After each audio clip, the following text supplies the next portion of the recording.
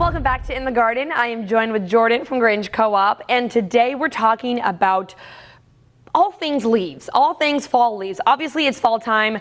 Your leaves are falling off your trees, and there's a lot more you can do with your leaves instead of just raking them and throwing them away. So, Jordan, explain the options, what we can do when it comes to all the leaves on the ground right now. Sure. Everyone likes looking at the leaves, but once they start falling, not as many people are keen to pick them up. But it is an important resource that I think a lot of people overlook, and they can take advantage of that and also minimize the amount of waste we're putting back in our landfills. Right. So we have options to help you gather your leaves. We've got these bear claws. Instead of, if you don't want to use a regular rake, you can use a bear claw. Those are fun. And then we have paper bags and plastic bags. What is the difference between these two? So anytime you have the option, I always prefer the paper bags. They're going to be compostable. They don't have to be broken into or ripped down.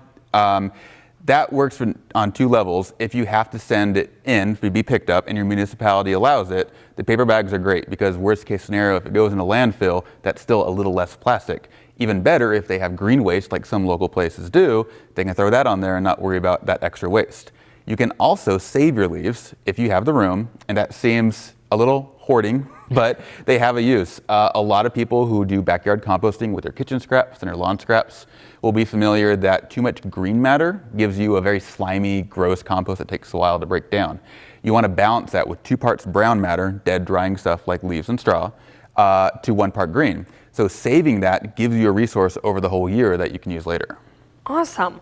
And another thing you mentioned was, if you have a lawnmower, you can also mow over the leaves and without a bag attached, and it will spread. Yeah.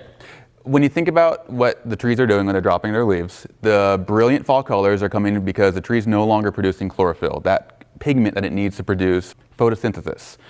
Everything that's left, though, those pigments and proteins, are still essential nutrients in the ground. In nature, those leaves would hit the ground, decompose, and all that fertilizer goes right back into the tree. When we bag those leaves up and chuck them out, we're exporting nutrients. We're getting rid of fertilizer, and then we're often paying to reapply those later on. Well, there you go. So next time you're complaining about having to rake the leaves, you're helping your own backyard. Perfect. Okay, is there anything else people should know when it comes to leaves, raking leaves, falling leaves, or anything else people should know? I'd probably do it sooner than later. It's going to get only more difficult as it starts getting wet and slimy. But hopefully with some shortcuts between the mulching, some tools to make it easier, like pop-up containers, and bags aren't going to be as difficult to work with, a tarp or two, it can go a lot easier for you and actually reward you in the long run. All right, awesome. So help yourself out by being prepared to rake your leaves. Awesome. Well, Jordan, thank you so much. If you guys want to learn more information about raking your leaves and all things leaves, of course, you can head to a Grange Co-op store or to our website, kdrv.com. Thank you so much for joining us in the garden.